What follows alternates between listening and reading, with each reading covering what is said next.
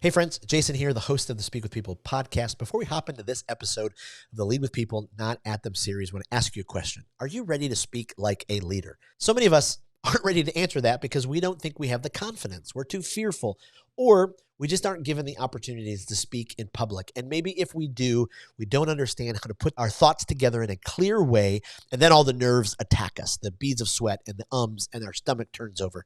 It's time to end all of that. Speak with People is introducing a brand new course called Speak Like a Leader. This is for the everyday leader to speak with confidence, clarity, and in a captivating way. You are going to be absolutely ready when your boss says, hey, can you give an update on the project you've been working on in front of the team? You're going to stand up with confidence. You're going to be clear, and you're going to captivate that room. You're going to close more sales. You're going to be able to communicate more clearly. You're going to be able to deepen your relationships because you're going to speak like a leader. Now, it opens up November 27th, but then it closes December 17th. So you only have a few weeks to get in on this offer and get your own course, the Speak Like a Leader. This includes 9 different modules, all of the training videos that you can watch on your own, all of the different worksheets, and then additional worksheets. It also includes 2 private coaching sessions with me.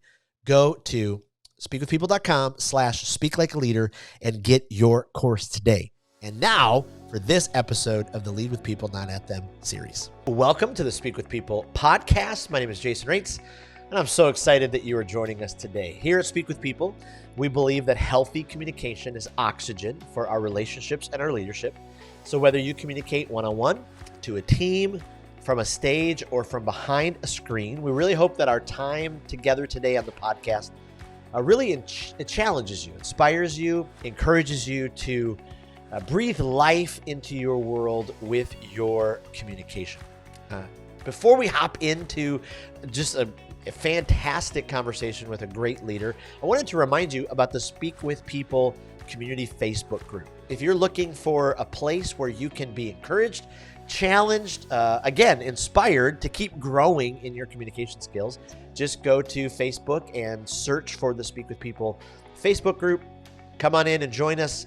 We love to curate ideas. We love to challenge each other. We love to put different articles and videos to kind of spur our growth. So thank you again for being a part of that. Well, how is your leadership? If you've been listening to this podcast series, we've been talking about leadership, and every single week in this series, we're dealing with improving our own leadership. And so today we dive into a great conversation about how impactful our communication is and can be to our leadership. How do you truly and actually communicate? Do you communicate in an impactful way? So often, sometimes we communicate and we think we're being heard, but we're really not. Why is that? What's the difference?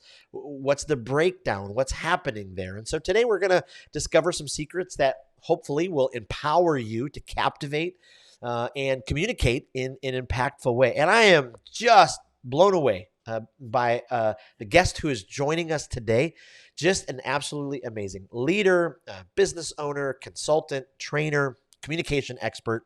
And I am just beyond humbled to have her on the podcast. And I want to go ahead and welcome our guest, Ulrike Seminati, to the podcast. Thank you so much for being with us. Thank you for having me. It's a real pleasure. And thank you for this wonderful introduction. Good Absolutely. communication. Absolutely. Like we were just saying a few minutes offline, I have learned so much from you already, have loved going to your website and reading your resources. And so thank you for, putting out there what you do, because it's been really helpful. Yeah, thanks. And I love that topic. As you might have seen, I have a lot of passion for that, a lot. Yes. And Yes. it's one of these topics on communication. Everybody has heard it so often already. We need to communicate better and so on. And yet it's not happening. So I think there's still a lot to do about it. I love that. Yeah. I was just talking with a group of college students yesterday about communication, and we take it for granted because we all do it every single day. And yet we really need to invest in it so it will keep growing and getting better. Yeah, exactly. I fully agree. Fully agree. I love that. Well, hey, before we hop into our conversation, I'd love for our listeners just to kind of get to know you more. Tell us a little bit about you and your story and what you do and all that. Yeah. So for the past 5 years, I have my own business, as you said, as a trainer and coach around leadership and communication, or leadership communication altogether. And I'm doing this with great passion and a great background too, because before I was for 24 years, a corporate communications executive myself Mm, across a number of industries, across all hierarchy levels, until I reached even the C-level suit of a pharmaceutical group based in Switzerland. And I realized that communication, as you say, is one of these things. You can have the best campaigns in the world, around values and mission and vision, I don't know what, and right. company goals. If the communication between human beings, if leader-led communication is not really powerful and authentic and credible, these campaigns land nowhere. So it's Mm, completely useless. Yeah. right. Exactly. And so I thought, okay, for like the 20 years that when I was in the corporate world, everybody was always speaking about communication. It was always the one thing that we need to improve when we did employee surveys, for example. But still, it's always and still the one point that we need to improve. Right. Right. And so I decided to step out of the corporate world with this idea in mind, using my own experience. And also, and I know the pain points that you have as a junior leader, a middle management leader, a senior leader, a C-level executive. Even it's pretty different, but in many areas it's also the same. And to bring this very pragmatic and easy to apply view into the topic of communication. Mm, Because what I've seen often that it's very academical, let's say, and there mm. are a lot of models out there and big stuff and great stuff. The problem is, the more it's complicated, the less people will apply it. And only applied knowledge is power. It's not just knowledge is power, in my Wow. opinion. So that was Wow. the reason. Wow, that's gold. Applied knowledge is power. I have to write that down because that is powerful. Do you find before we kind of hop into some of the questions, I already have so many questions just from what you already said. Do you have hope for the future as you look at communication as specifically, now in the workforce we have so many generations of people working together from different age brackets. Do you have hope that we're going to keep improving? Are there parts of concern for you because, these generations have to communicate, and we're all so different? I was just curious what you think about that. I think there are pros and cons about that. The pros definitely are that people are longing for better communication, and the fact that we have to learn how to communicate between the different generations is something where people start questioning themselves. Also, Yes. people in their 50s today start questioning themselves about their communication style because they realize I can't land with the guy who is 25 years old, for example. Right. So that's the good thing, I think. And also, the more and more we are in the digital space, more and more we did online calls all the time and didn't even meet people in person. So there is a different need today for direct communication. There's a bit more of awareness that this is something that exists, not just something that we automatically do, like you said in the beginning, because we do that since we are born, Right. basically, but Right. not very consciously, actually.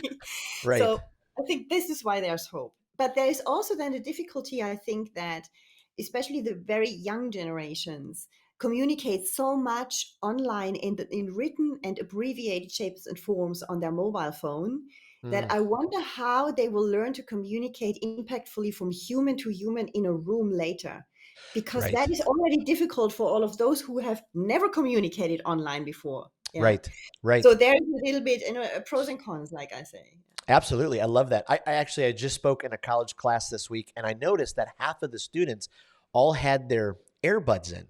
So during class, they just keep them in. And, if I go to a restaurant, they keep them in. And so I don't know why I had missed that, but even that little, my age bracket, when we talk to somebody, we took off our headphones, but they keep them in, so even those little tweaks, it will be interesting as our communication continues to grow. I think so too. Yeah, it's odd because automatically it creates a sense of rejection in us if you see these kind of things. Yeah, we feel Yes. rejected by the other person, even if we know rationally why they have these earpods in. Even if we know maybe that there's nothing coming out of that and that they're still listening. Even if they tell us that they are listening, we Yep. still feel rejected, and it's a real barrier. It's a barrier to this connection that needs to be created if you want to Yep. communicate with impact. Yeah. I love that. So let's talk about that for a second. So if we want to communicate with impact, what are some of the kind of common myths, surrounding communicating with impact? The things that we think, oh, maybe we thought we were communicating with impact, but we really weren't. Walk us through some of those. I think the main one is really that we believe communicating with impact is about thinking about a powerful message, yeah, shaping the words, the famous key message, and then just bring it out with all the power we have and convince people about that.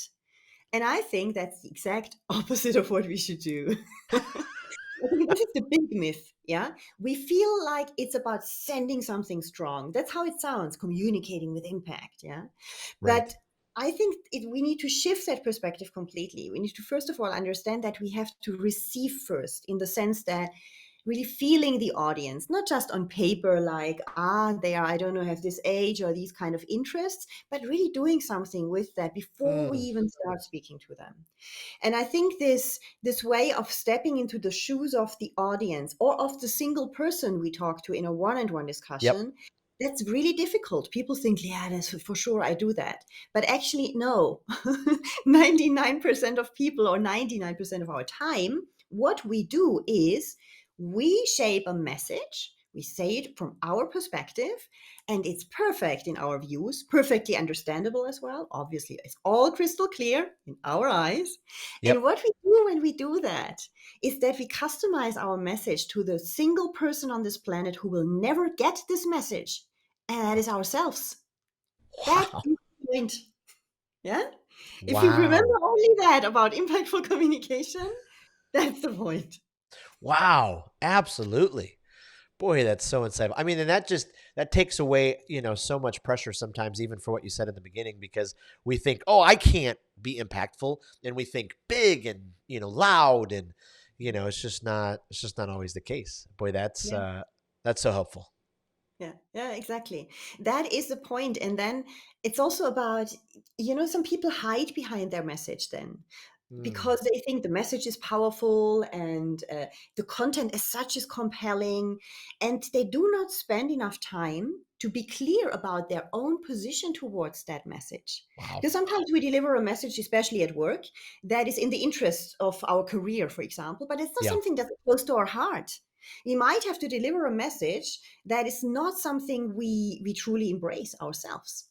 And there comes the problem, Right. because as soon as you do not have any emotions, any passion for that, or love for the message, or whatever, a positive emotion about that, you will convey it in a relatively sterile way, in the worst case in a way that is not credible at all, Mm, because your body language will be not congruent, incongruent with your words, and then people don't believe you, and then your message is not impactful. right. So what people usually don't do when they communicate, especially when it comes to corporate messages and things they are told to tell their teams, for example, is that they first of all work on themselves and their own position towards that, and be very clear about that, and find some connection, even if sometimes that might be difficult, taking that time to prepare yourself mentally.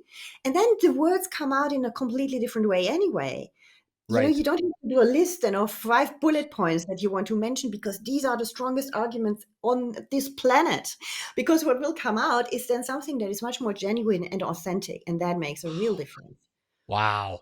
Wow. Take us for a second. Like, you have lots of experience in the corporate setting. So I'm someone who is kind of in the mid level, and I have an idea. I have a message that I want to communicate, with my boss or to the upper tier leaders. But yeah, how could I do that? How could I put it together? What advice would you give someone who, they just need that push to be able to communicate the message that they have, that they think could improve something in the company, or, help in the bottom line? Always think what's in it for them. Yeah. Mm, Not what's in it for you. Typical marketing advice, by the way. Yeah. It's like selling something. What's in it for them?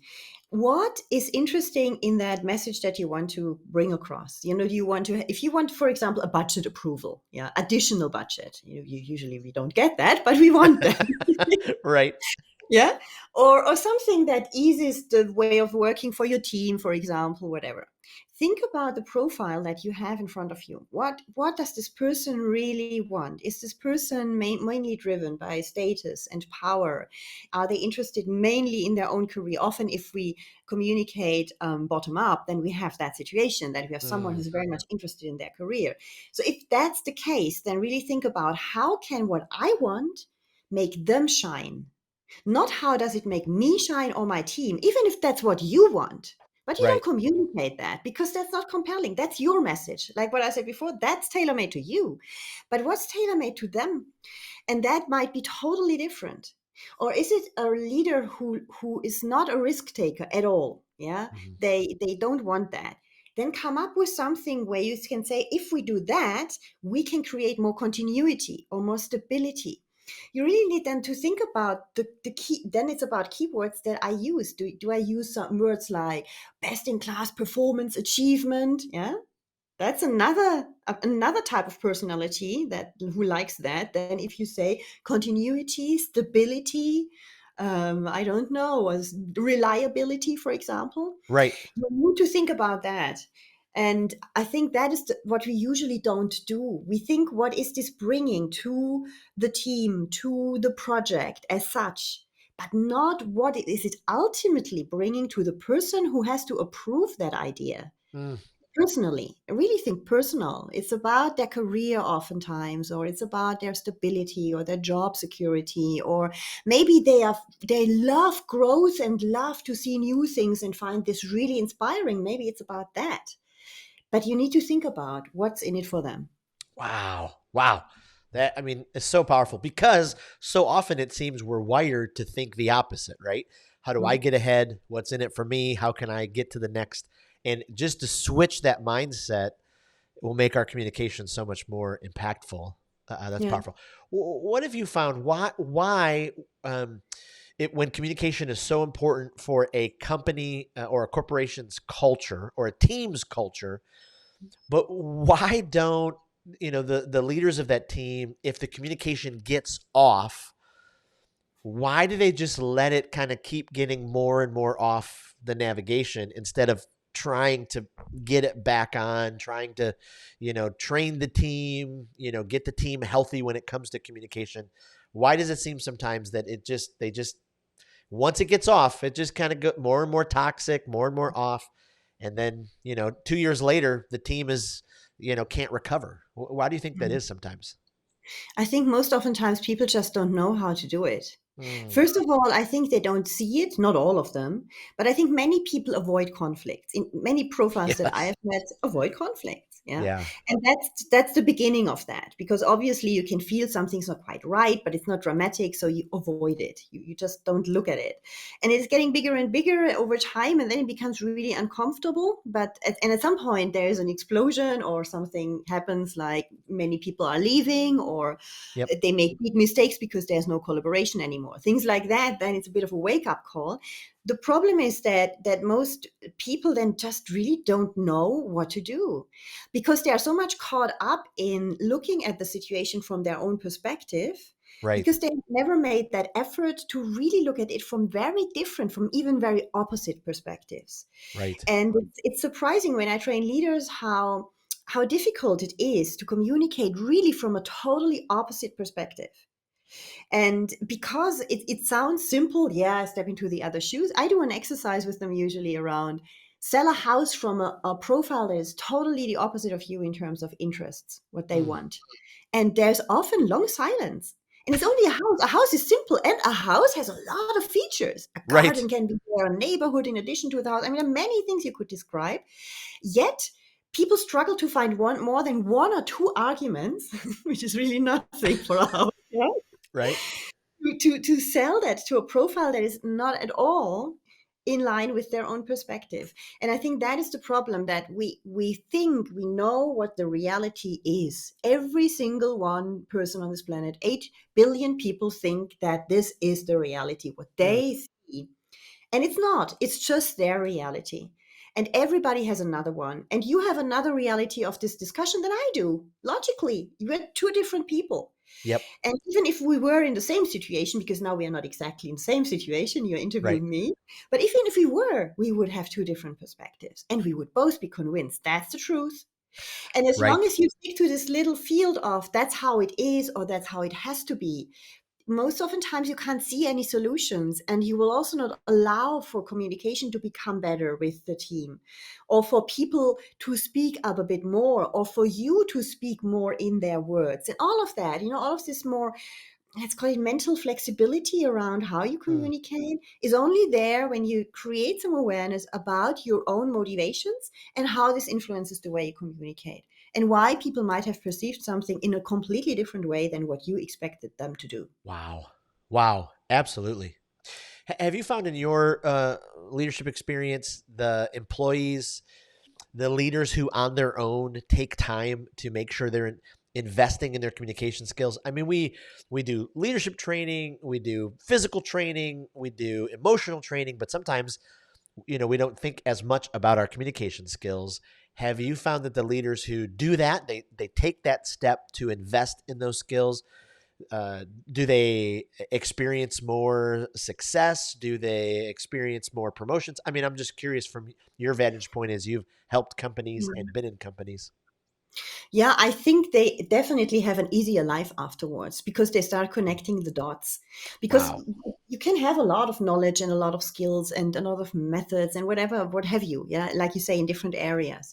But communication at the end connects the dots because that is the only interface that we have with other people. It's always communication, verbal or non-verbal. Even if you say nothing, you communicate. You always communicate. Right. Right. You cannot not communicate. As soon as you're there somewhere, even if you're just standing still in a room, you also communicate something. People have an interpretation of your behavior immediately. That's how it is. Right. So I think it makes their life easier in a way that they don't stumble through different situations without understanding what's going on, because they get more of a grasp of why sometimes things go off or why sometimes things are not done. Why do I have to send the fifth reminder email for this simple thing? Right. Why do I have to do three follow-up meetings, whereas in the first one I expected it to happen already?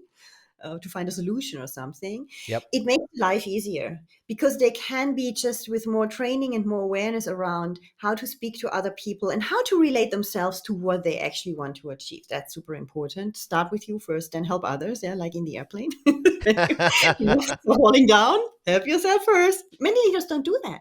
Right. When I work with leaders, what I realize is that most of them immediately switch into the team perspective and think about how can I lead the team? How can I influence the team? How can I motivate the team? And it's really, I have a hard time on my first part. I always work on the I dimension. Yeah, what's about me, to bring them back to just think about you first. You Oof. have no clarity about not your values, not your how what's exactly your position towards the leadership behaviors that are expected from you. You Yep. just don't do some of them. Why? Just understanding that. And this time is not taken. And that makes the life so much easier for them. Just go around with more self-awareness about who you are as a person, but also as a leader. At the end, you are a human being in the workplace. Yep. And from that perspective, life becomes much easier because that helps you really to create more awareness and to address issues differently. Helps also to avoid conflict not that much anymore because suddenly it Right. becomes a bit easier because your own position is clearer. You feel more solid within yourself somehow, and that enables also better conflict management. Boy, that's so powerful. I mean, I think about, young leaders going into the workforce now, if they were able to get some of these concepts and skills, in their early 20s, how it would just set them up for success as they continue to grow. In some of my research and reading, I've came across some stuff where you talk about the no do gap. How does that, knowing that, how does that help, so our impactful communication? How does it translate into action and meaningful change? Mm. Actually, between knowing and doing, there's a gap, like you said. Right. There's something missing, because we always think when we know something, we do something. Yeah, because Mhm. we know but we all know that we have to go to the gym or work out to be fit, but we Yep. don't do it. I mean, some do it, but Right. most of us we don't. We know that we should eat healthier to be healthy, Do Yep. we do it every day? No, we don't. Yeah, for sure. And exactly the same applies to every given situation you can imagine in the workplace. So, what we don't do when we do something is actually that we do not consider that before doing something or before other people do something, they need to feel something. Without, there's Mm, the emotional part in between that we do not consider at all because we think when we have a logical argument that is rational and compelling enough with 5 pros and 0 cons that people will logically act upon it. But yep. they don't if they have a belief that it will never work. That creates fear of failure, which is an emotion, and Right. then they don't do. So we don't think about what this what because knowing is about facts, but it's also about beliefs, and these Right. beliefs create emotions or fears. Most of Right. the time it's about fears when we don't do something, fear of rejection, fear of failure most of the times, and then we don't do it because we postpone, we procrastinate on things because exactly because of that. We don't get into action mode. And that is the point that we clear about, do I have something that's really holding me back here? Do I believe in communication? I see that very often. Introvert people or people who believe, and they might be right, that they are introverts. And they believe most of the time, even if I do this communication training forever, I will never be a good communicator because I'm an Right. introvert. I will never be inspiring. I will never feel comfortable in front of an audience, and so on and so forth. And because of the fact that they believe that, they have the emotion of, I will not even get into that. I will not even try because then I cannot fail. And this is why they will not apply the skills that I have been trained on. Wow. Wow. And that's exactly what's happening with everything we don't do. Right. Oh, I mean, that's so good. I mean, and I think that's why it's so important to have, a mentor leader or a coach or, someone who believes in your success, but is pushing you and making sure you're taking those steps. Cause I mean, how many people have you probably come across that I've come across who just stay stuck in that no part? I know I should do this. I know I want to be there. And then 20 years goes by Yeah. and they just needed those action steps. Exactly. Yeah, exactly. And it's a shame of losing all these years. But yeah, we all know situations. If we think back of our own lives, we all remember things where we Yep. have really procrastinated for 20 years on something. Right. Right. Yeah. And I've been there. Like, I can't judge.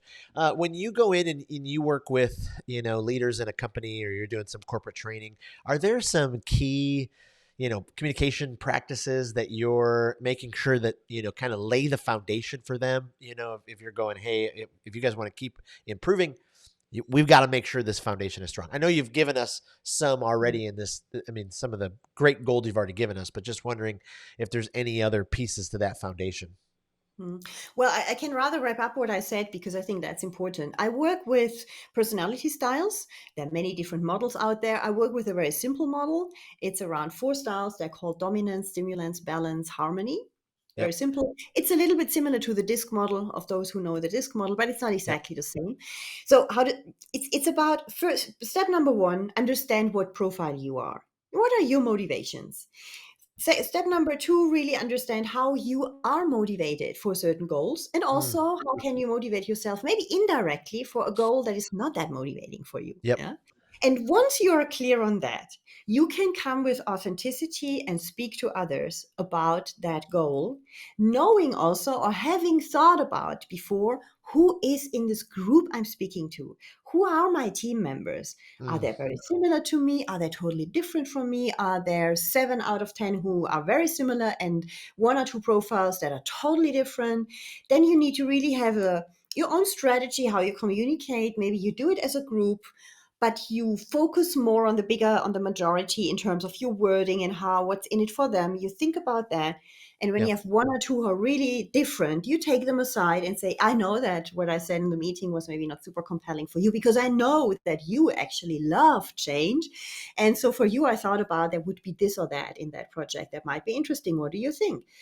So it's about having that step. First you, then you think about how you communicate that. And then you come from this place of really understanding yourself first. And I think that is Mm. absolutely key. Only then You can stop thinking in your head all the time, oh, do they listen to me? Do they believe me? How should I say that? Am I convincing enough in my voice? You don't have to think about that when you feel convinced. When you feel that this is what I want to Yep. say, I'm fine with it personally, then you can concentrate on the other. And what I said before is communication is not just about sending a message, but being receptive while you're sending and Wow. being adapting, open, not thinking of yourself. We all have this chatterbox in our head that says, oh, I'm standing in the right place. What am I doing with my hands? Should I look at the PowerPoint? No, I should not look at the PowerPoint. I should look in the eyes of people. I forgot that, these kind of things. Yep. When you have that going on, how the heck can you focus on your audience? Yeah. They feel that. They feel that you're somewhere else, even if you speak to them, even if you speak publicly.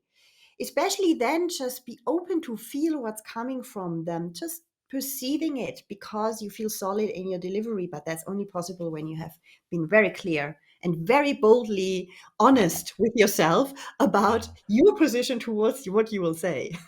Wow. Wow. That is just incredible. I mean, that is just gold. Well, I could ask you at least, 20 more questions, but our time is wrapping up.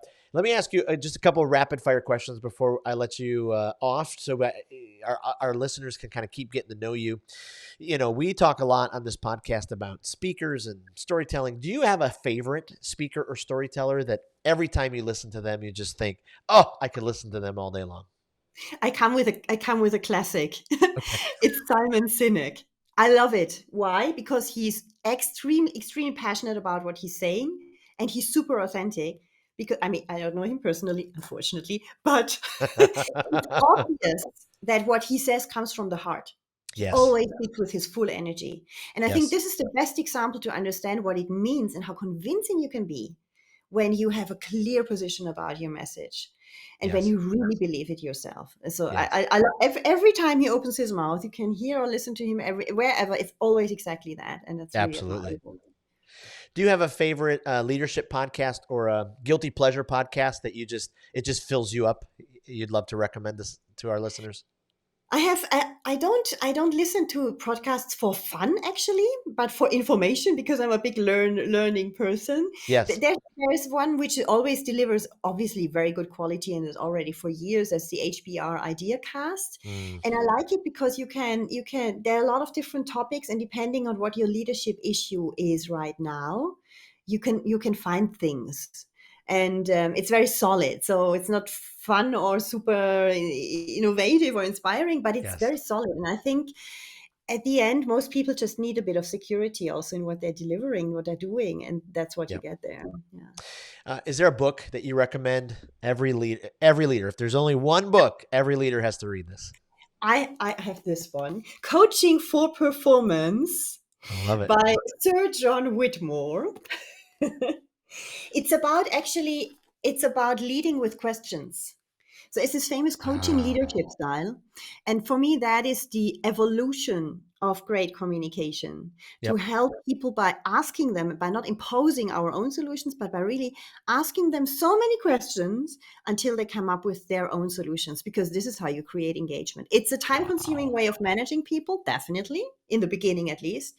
But it's a good investment, in my opinion. If you start coaching for performance with your team, after, I would say, best case 3 months, maybe 6 months, where you have to do a lot of work and invest much more time in one-on-one discussions, Yep. you will get that time back afterwards, because you will have the people will just be so much more engaged, autonomous, full of their own ideas, empowered, and that will help you a lot as a leader to then delegate with much more confidence to them. Wow. And I just have to ask you one more because you live in a very beautiful part of the world. What's the best part about living in Switzerland? I think it's the nature in general. And in Switzerland, you have a lot of mountains, you have a lot of lakes, Yep. and it's really stunning. I live now in Zurich. I mean, you can go to also the big cities around the lakes or to the mountains as such. But what I love is you have a beautiful city like Zurich or Geneva or Lausanne or Montreux. Yep. So many of those. where you have the lake and then you have mountains in the background and Oh, you have even snowy mountains in the background, even in summer, and you can lay down there and go for a swim in the sun. It's beautifully warm and you see the wow. snow at the other end. I love it and it's beautiful. Wow. It's just really stunning. Yeah. Wow. Wow. Well, my goodness, thank you so much. You have poured out such amazing wisdom and insight. Where can we make sure we send our listeners to find out more about you? So the best place I think is my website because Okay. you will also find a video about me, hear me a bit speaking, have an idea about that. And my name, yeah, it's unfortunately complicated. So website is my name, ulrikeseminati.com. Yep. And Or you find me on LinkedIn, very simply. That's really the two places where you find me mostly. And just get in touch, drop me a note, get in contact, connect, whatever. I I would be love it. pleased to get in touch. Yeah. Absolutely. And we'll make sure we post that in our email and in our show notes and in our Facebook group and make sure we, we'll put all that. Thank you again. Really appreciate your time. This was such a great conversation and so helpful. Appreciate it. Yeah, thank you, Jason. It was a pleasure to be with you. Absolutely. And thank you for being on the Speak with People podcast. We just really appreciate you being part of our listeners who every single week we're together. We're taking steps forward to elevate the importance and practice of healthy communication in our lives. Again, hopefully today challenged you, and my hope is that you will speak with people and not at them. We'll see you next week. Thanks again.